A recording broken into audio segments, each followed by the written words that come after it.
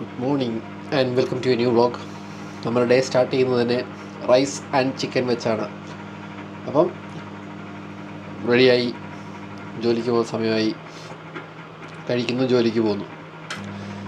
ഇന്നത്തെ വെയിറ്റ് 74.7. ഇന്നലെ 75 ആയിരുന്നു. ഡെയിലി ഫ്ലക്ച്വേറ്റ് ചെയ്യുന്ന ഉറപ്പാണ്. അപ്പോൾ അറൗണ്ട് 1.5 kg 2 kg നമ്മൾ ഓൾറെഡി ഗെയിൻ ചെയ്തിട്ടുണ്ടെന്ന് നമുക്ക് വിശ്വസിക്കാം. 400 ഗ്രാം റൈസ്, 229 ഗ്രാംസ് എന്നാണ് ചിക്കൻ കാണിക്കുന്നത്. പക്ഷേ ചിക്കൻ തൈസ് ആയതുകൊണ്ട് ബോൺസും കാണും. അവിടെ ഞാൻ അറൗണ്ട് 200 ഞാൻ മെഷർ ചെയ്യുന്നതിൽ മറ്റേ ട്രാക്കിംഗ് ആപ്ലിക്കേഷൻസിൽ ഇടുന്നുള്ളൂ. ഇങ്ങനത്തെ ഒരു വ്ളോഗിലല്ലാതെ എനിക്ക് ചെയ്യാനുള്ള ടോപ്പിക്കുകൾ എന്ന് പറയുന്നത്, അതായത് ലെറ്റ്സ് ഞാൻ ജസ്റ്റ് വെയിറ്റ് കൂടുന്നോ കുറയുന്നോ അതിനെ ബേസ് ചെയ്ത് മാത്രമല്ല ഞാൻ കാലറീസ് അഡ്ജസ്റ്റ് ചെയ്യുന്നത്. എൻ്റെ ജിമ്മിലെ പ്രോഗ്രസ്സും കൂടെ ബേസ് ചെയ്താണ്. ഇപ്പം ഞാൻ ഒരാഴ്ച കഴിയുമ്പോഴത്തേക്ക് ഞാൻ നോക്കുമ്പോൾ എനിക്ക് വെയിറ്റ് കയറുന്നില്ല, അപ്പം തന്നെ ഫുഡ് കൂട്ടുക, അങ്ങനെയല്ല. ഞാൻ നോക്കുവാണ്, അപ്പോഴും എൻ്റെ ജിമ്മിൽ എൻ്റെ പ്രോഗ്രസ്സ് പൊയ്ക്കൊണ്ടിരിക്കുകയാണ്. കാരണം നമ്മുടെ സ്കെയിലിൽ കാണിക്കുന്ന വെയിറ്റ് എന്ന് പറയുന്നത് not equal to muscle mass, അതായത് ഇൻക്രീസ് ഓഫ് മസിൽ മാസ്. അതായത് വെയിറ്റ് കൂടുന്നതിനനുസരിച്ച് മസിൽ മാസ് കൂടുന്നു നല്ല അർത്ഥം. നമ്മൾ ബോഡി ഫാറ്റ് പെർസെൻറ്റേജും കൂട്ടുകയെന്നായിരിക്കണം. അപ്പോൾ അതിന് കുറേ ക്രൈറ്റീരിയാസ് ഞാൻ ഫോളോ ചെയ്യുന്നുണ്ട്. അപ്പോൾ അതിനെപ്പറ്റിയെല്ലാം നമ്മൾ സെപ്പറേറ്റ് വീഡിയോസ് ചെയ്യും. വ്ളോഗിനകത്ത് അതൊക്കെ ആഡ് ചെയ്ത് കഴിഞ്ഞാൽ ഓൾറെഡി വ്ളോഗ് വലുതാണ്. അതിൻ്റെ കൂട്ടത്തിൽ നമ്മളിനിയും വലിച്ചു നീട്ടും. കുറച്ച് ദിവസമായിട്ട് ഇവിടുത്തെ ക്ലൈമറ്റ് ഇപ്പം സമ്മർ സീസൺ ആണെങ്കിൽ പോലും മഴയും കുറച്ച് തണുപ്പും അങ്ങനത്തെ ഇതാണ്. അപ്പോൾ നമ്മുടെ നാട്ടിലാണ് അറിയാമല്ലോ, ഇപ്പം സമ്മറാന്ന് പറഞ്ഞാലും മിക്കപ്പോഴും മഴ, ഇടി അങ്ങനെ മാറി മാറി വരുമല്ലോ. ഏറെക്കുറെ സെയിം സിറ്റുവേഷൻ. സാധാരണ ദിവസങ്ങളിൽ ഇവിടുത്തെ ജോലി ഭയങ്കര സിമ്പിളായിരിക്കും. എനിക്ക് ജസ്റ്റ് റൂം ചെക്ക് ചെയ്താൽ മതി. പക്ഷേ ഇന്ന്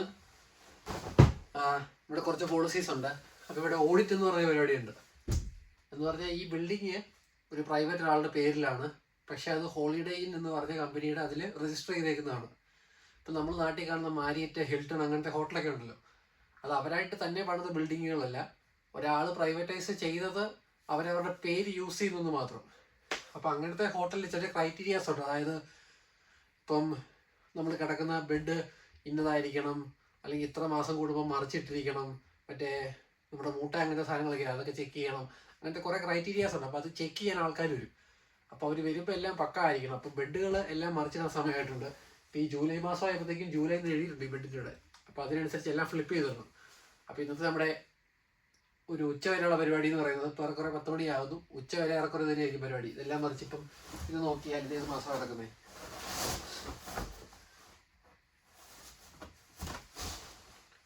ജനുവരി എപ്പോഴും കിടക്കുന്നത്. അപ്പം ചെക്ക് ചെയ്യാൻ വരുന്നവർ ഇതുമെല്ലാം കണ്ടാൽ ഹോട്ടലിൽ തേയും. ഓൾമോസ്റ്റ് നമുക്കിപ്പോൾ 4 മണി സമയമായിട്ടുണ്ട്. ഇവിടുന്ന് ഞാനിപ്പം ഇവിടെ ഒരു കുക്കി ഇവിടെ ഇരിപ്പുണ്ടായിരുന്നു. അപ്പോൾ ഈ ഒരു കുക്കി എടുത്ത് കഴിക്കും. എന്നിട്ട് നമുക്ക് നേരെ വീട്ടിൽ പോകാം.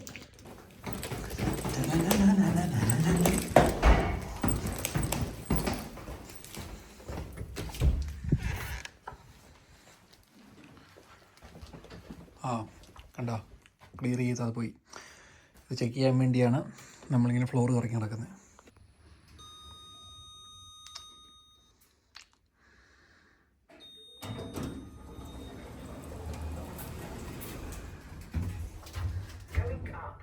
വൈറ്റ് ബാലൻസ് അഡ്ജസ്റ്റ് ആകുക. നമുക്ക് ഇത് ഹോട്ടലിൽ പുതിയതായിട്ട് പണിതൊരു സെക്ഷനാണ്. എക്സ്റ്റൻഷൻ നമ്മൾ വിളിക്കും. അപ്പോൾ ഇതിൻ്റെ 3ാമത്തെ ഫ്ലോറിലാണ് ഇതിൻ്റെ മാനേജർ താമസിക്കുന്നത്. സോ അവിടെ നമ്മൾ ക്ലിയർ ആക്കിയിരിക്കണം.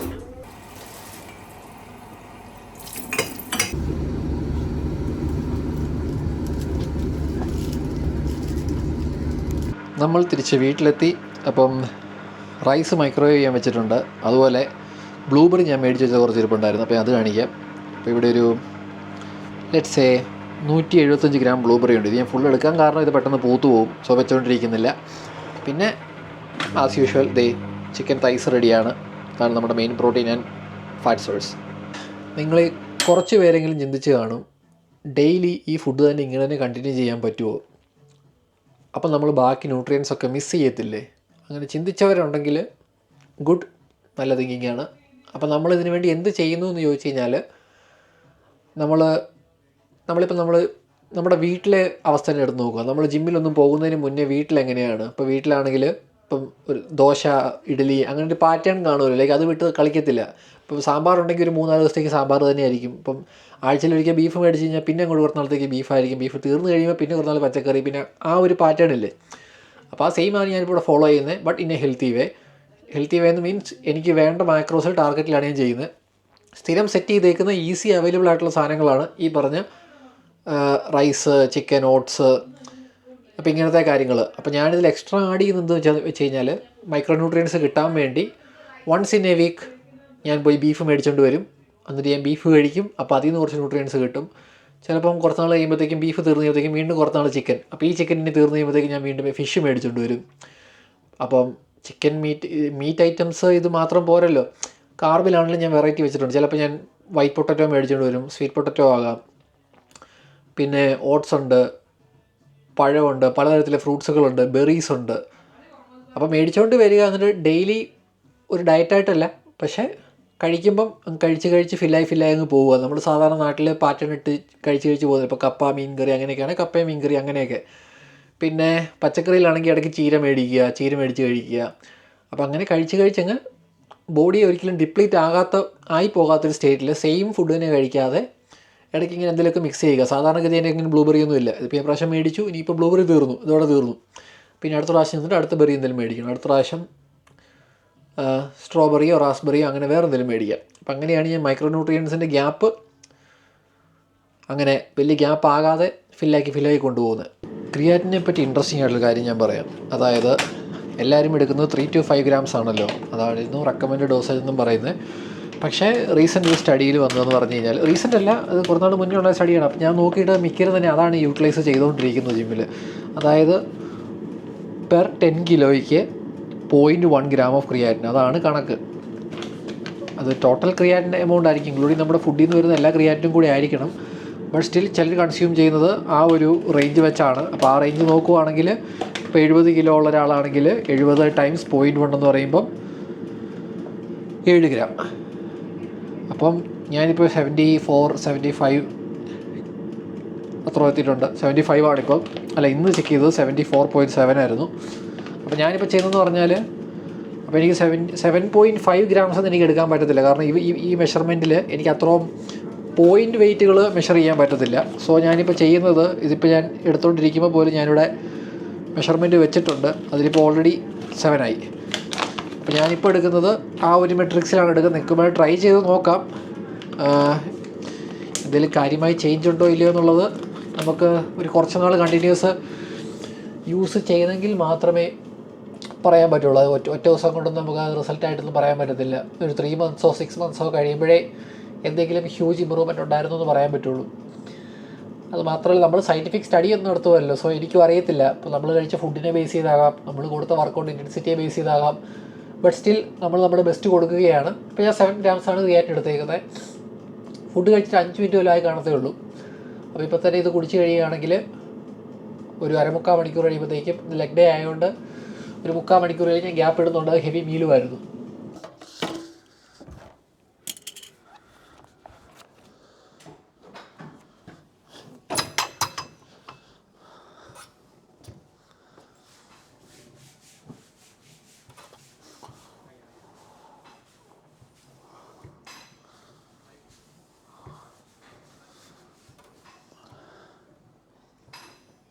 നമ്മളപ്പുറത്ത് ചെയ്ത അഡക്ടർ മെഷീൻ കഴിഞ്ഞ പ്രാവശ്യം പൊട്ടിക്കിടക്കുമായിരുന്നു. ഇപ്പോൾ അത് ശരിയാക്കിയിട്ടുണ്ട്. അഡക്ടർ മെഷീനും ഇത് ഞാനിപ്പോൾ സിംഗിളിലേക്കാണ് ചെയ്യാൻ പോകുന്നത്. ഇതിന് സ്റ്റാൻഡിങ് മെഷീനിലായിരുന്നു ചെയ്യേണ്ടിയിരുന്നത്, പക്ഷേ നമുക്ക് സ്റ്റാൻഡിങ് മെഷീൻ ഇവിടെ ഇല്ല. സോ നമ്മൾ ലൈൻ ആണ് ചെയ്യുന്നത്. അപ്പം രണ്ടും വാമപ്പായിട്ട് ചെയ്യുന്നത്. സോ ഫെയിലിയർ പോകണമെന്നില്ല. പിന്നെ ഇതിപ്പോൾ എത്രാമത്തെ ആഴ്ചയായിരുന്നു. ഇന്ന് നമ്മൾ ഒറ്റയ്ക്കാണ്, നമ്മുടെ ശിഷ്യന്മാരാരുമില്ല. Welcome to day 8 of my bulking. അപ്പം 18 മതിയാവും സിംഗിൾ ലെഗ്.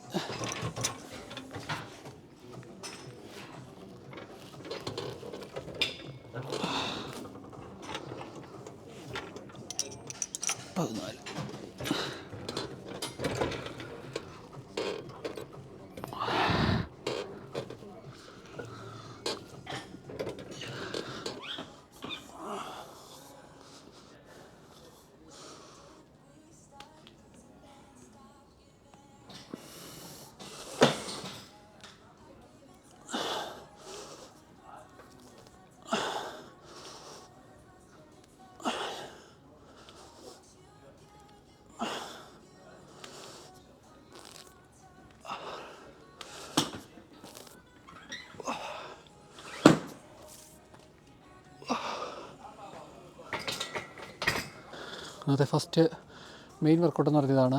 നമ്മൾ വാം പായിട്ട് ചെയ്തതാണ് അഡക്റ്റേഴ്സും സിംഗിൾ ലെഗിൻ്റെ ഹാംസ്ട്രിങ്ങിൻ്റെ അതും.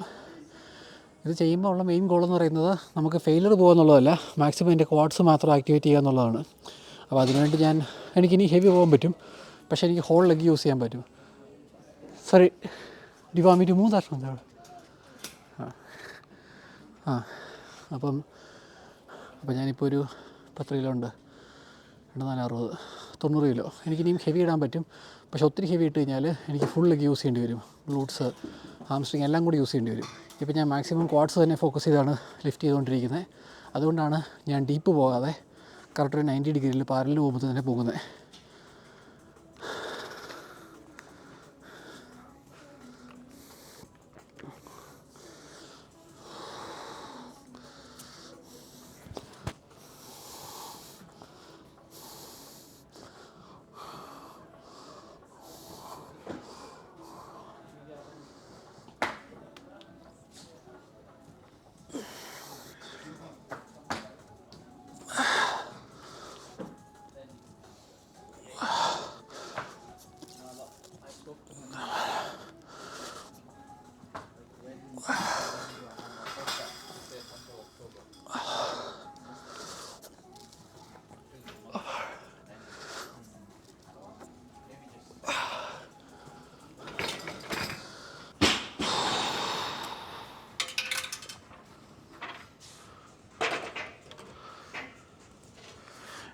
ഇത് കാണുന്ന ഒരല്ലും പൊക്കമുള്ള കാലുകളുണ്ടെങ്കിൽ, നീളമുള്ള കാലുകളുണ്ടെങ്കിൽ രണ്ടുപേർക്കുള്ള സെയിം തന്നെ.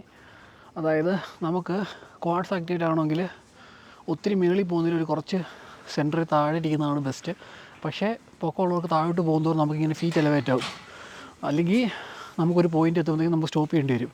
അപ്പോൾ ഞാനിപ്പോൾ ചെയ്യുന്നതെന്ന് പറഞ്ഞാൽ, ഞാൻ താഴോട്ട് പോകുന്നതിനനുസരിച്ച് ഞാൻ കാലിങ്ങനെ പൊക്കി കൊടുക്കുവാണ്.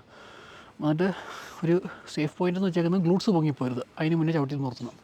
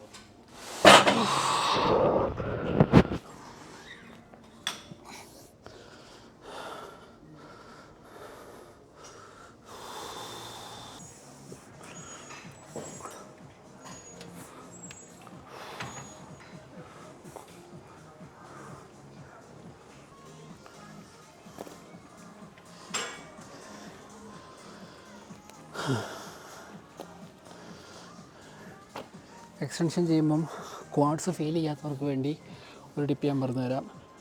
നമ്മൾ കാല് ചുമ്മാ ഇങ്ങനെ നേരെ മുന്നോട്ട് പൊക്കുവാണെങ്കിൽ ചിലപ്പം എല്ലാവർക്കും ഫീൽ ചെയ്യണമെന്നില്ല. പേഴ്സണലി എനിക്കങ്ങനെ ഒരു കേസായിരുന്നു. എനിക്ക് ഓവറായിട്ട് നീ യൂസ് ആവുന്ന പോലെ തോന്നുന്നുണ്ട്, ജസ്റ്റ് ഞാൻ കുറേ എനർജി വേസ്റ്റ് ചെയ്യുന്ന പോലെ തോന്നുന്നുണ്ട്. പക്ഷേ എൻ്റെ ക്വാഡ്സ് വർക്ക് ചെയ്യുന്നില്ലായിരുന്നു. അപ്പോൾ ഞാൻ ചെയ്തതെന്ന് പറഞ്ഞാൽ ഞാൻ കുറച്ച് പേരുടെ വീഡിയോസ്, അതായത് ഓൾഡ് സ്കൂൾ ബോഡി ബിൽഡേഴ്സിൻ്റെ എല്ലാം അവർ ചെയ്യാൻ അവർ കാലെങ്ങനെ വെച്ചിരുന്നത്, എവിടെ നമ്മൾ ഓരോ പൊസിഷൻ ഉണ്ടല്ലോ, എവിടെയാണ് ഇരുന്നിരുന്നത്, എത്ര ബാക്കിലോട്ടാണ് ഇറങ്ങിയത്, അങ്ങനെ ഓരോ കാര്യങ്ങൾ ഞാൻ വാച്ച് ചെയ്യുമായിരുന്നു. അപ്പോൾ അതിൽ നിന്ന് എനിക്ക് മനസ്സിലായത്, പേഴ്സണലി ഞാൻ ചെയ്തുകൊണ്ടിരുന്നതിൽ എനിക്ക് വരുത്തേണ്ടിരുന്ന ഒരു ചേഞ്ച് എന്ന് പറയുന്നത്, നമ്മുടെ ഈ ടോസ് ഉണ്ടല്ലോ, ടോസ് ഞാൻ ചെയ്തത് നമ്മളിപ്പം നേരെ നിൽക്കുവാണെങ്കിൽ ഇങ്ങനെയല്ലേ, അതിന് വരെ നമ്മൾ ഇവിടെ ഇങ്ങനെ ഉയർത്തത്തില്ലേ, ഇവിടെ ഇങ്ങനെ പൊക്കത്തില്ലേ. അപ്പോൾ അങ്ങനെ പൊക്കി പിടിച്ചുകൊണ്ട് എക്സ്റ്റൻഷൻ ചെയ്യുവാണെങ്കിൽ കൂടുതൽ തൈസിൽ ആക്ടിവേറ്റ് ആകുന്നുണ്ട്. ലൈക്ക് ഞാൻ വീണ്ടും റിപ്പീറ്റ് ചെയ്യുന്നു, ഇതെനിക്ക് വർക്ക് ചെയ്തൊരു കാര്യമാണ്, എല്ലാവർക്കും ഇങ്ങനെയാണെന്നല്ല പറയുന്നത്. എനിക്കങ്ങനെ ചെയ്യുമ്പോഴേ എൻ്റെ ക്വാഡ്സ് ആക്ടിവേറ്റ് ആകുന്നുള്ളൂ. അപ്പോൾ നിങ്ങൾക്ക് ആർക്കെങ്കിലും അങ്ങനെ ആക്ടിവേറ്റ് ആകുന്നില്ല എന്ന് തോന്നുന്നവരുണ്ടെങ്കിൽ ട്രൈ ചെയ്ത് നോക്കുക. വർക്ക് ചെയ്യുന്നെങ്കിൽ കീപ് ഫോളോയിങ്, ഇല്ലെങ്കിൽ ഉപേക്ഷിച്ചേരെ, പറഞ്ഞങ്ങ് പാടെ മറന്നേരെ.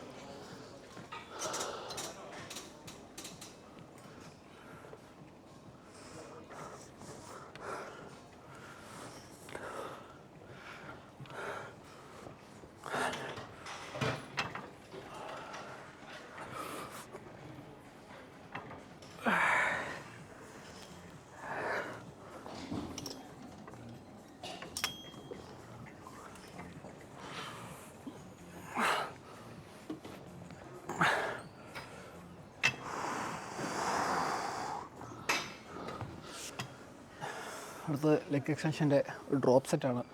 അത് നമ്മൾ ചെയ്യാൻ പോകുന്നത്രേ ഉള്ളൂ. പറ്റുമെങ്കിൽ 20 റെപ്സ് വെച്ച് 4 സെറ്റ്, വെയിറ്റ് കുറച്ച് 4 20 അടിക്കുന്നു, ഫെയിലിയർ താത്തിയിടുന്നു, 20 അടിക്കുന്നു. 20 പോകുമെന്ന് തോന്നുന്നില്ല, എങ്കിലും നമ്മൾ മാക്സിമം ശ്രമിക്കണം. ഫെയിലിയർ ആവുമെങ്കിൽ ഡെഡ് ഫെയിലിയർ ആയിരിക്കണം. അങ്ങനെ അപ്പം ഇതിനുവേണ്ടി സ്റ്റാർട്ട് ചെയ്യാം.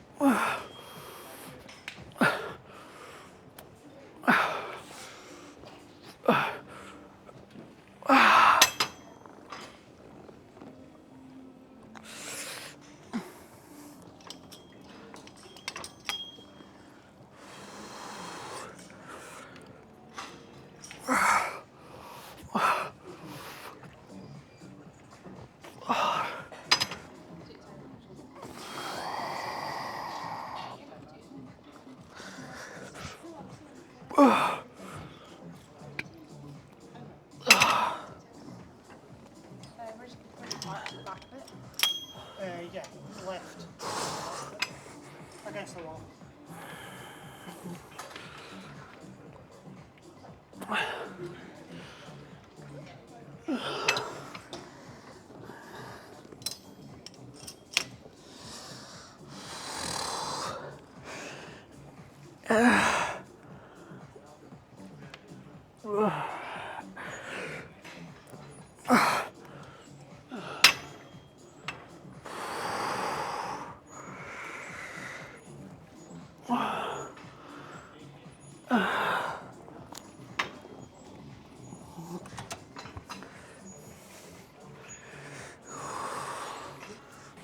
Total 3 set.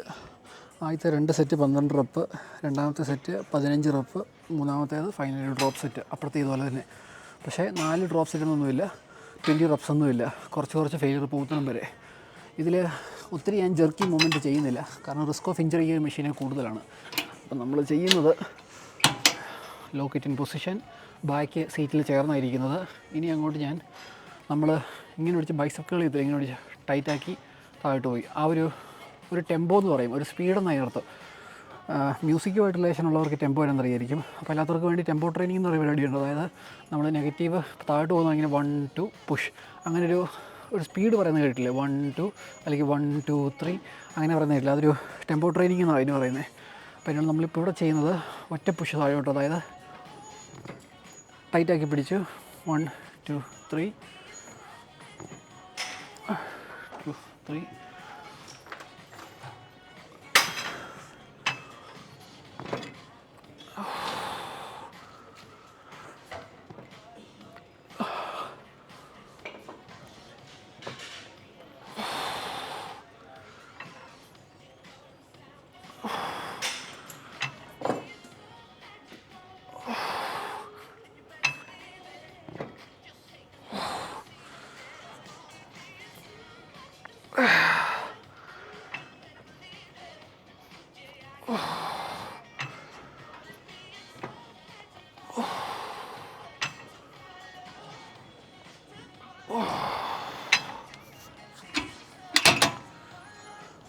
ഒരു കാര്യം മറക്കണ്ട, താഴെ ചെന്നിട്ട് നമ്മൾ സ്ക്വീസ് ചെയ്യണം. ഇപ്പോൾ നമ്മൾ ബൈസെപ്സ് സിഗ്നാളെ പിടിച്ച് കാണിക്കത്തില്ലേ, അതുപോലെ നമ്മൾ ഹാംസ്ട്രിങ് ടൈറ്റാക്കി അവിടെ പിടിച്ചൊന്ന് ഹോൾഡ് ചെയ്യണം.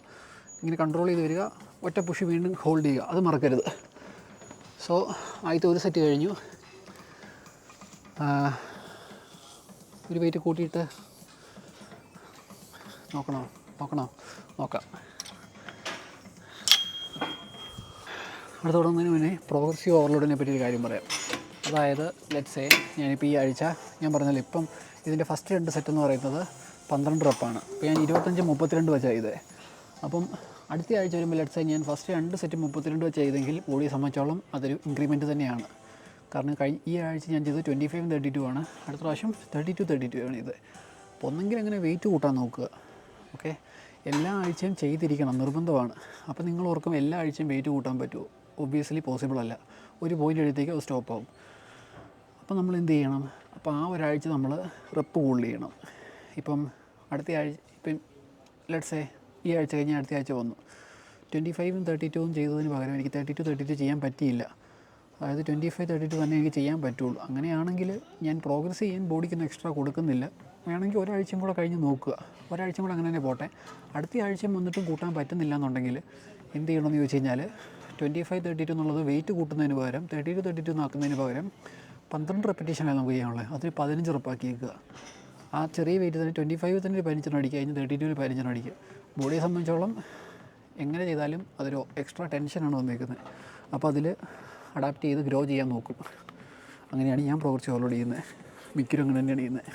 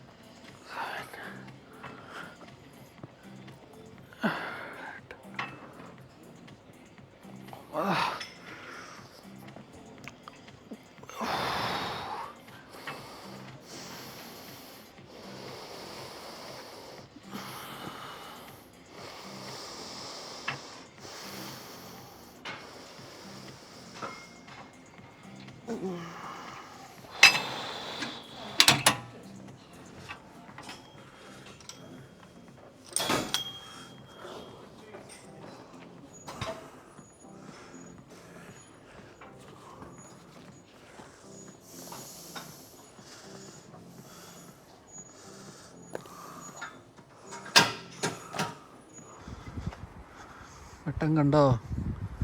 സമയം ഇപ്പം രാത്രി 8 മണി 9 മണി വരെ ആയി കാണും രാത്രിയിൽ. സോ അടിപൊളി സെഷനായിരുന്നു. ആക്ച്വലി ലെഗ് ഡേയിൽ ഞാനിപ്പം കാഫ് ചെയ്യാറില്ല. എവരി ഓൾട്ടർനേറ്റീവ് ഡേയ്സിൽ നമ്മൾ ആബ്സ് കാഫ് അങ്ങനെ മാറി മാറിയാണ് ചെയ്യുന്നത്. അപ്പോൾ ലെഗ് ഡേയിൽ ഞാൻ കാഫല്ല ചെയ്യുന്നത്. ഇന്ന് ഞാൻ ആബ്സിൻ്റെ ചെറുതായിട്ടൊരു വർക്ക് ചെയ്തേ ഉള്ളൂ. അപ്പം നാളെ ഞാൻ കാഫ് ചെയ്യുന്നുണ്ട്. പക്ഷേ കാഫ് എനിക്ക് വലുതാക്കണം. ലെറ്റ്സ് സേ നാളെ ഞാൻ ചെയ്യുന്ന ഇൻറ്റൻസിറ്റിയിൽ അത് നാളെ കഴിഞ്ഞും കാഫിന് അത്ര വേദനയില്ല, ഇനിയും ഹാൻഡിൽ ചെയ്യാൻ പറ്റുമെന്ന് എനിക്ക് ഉറപ്പുണ്ടെങ്കിൽ കാഫ് ഞാൻ ഡെയിലി വർക്കൗട്ടാക്കും.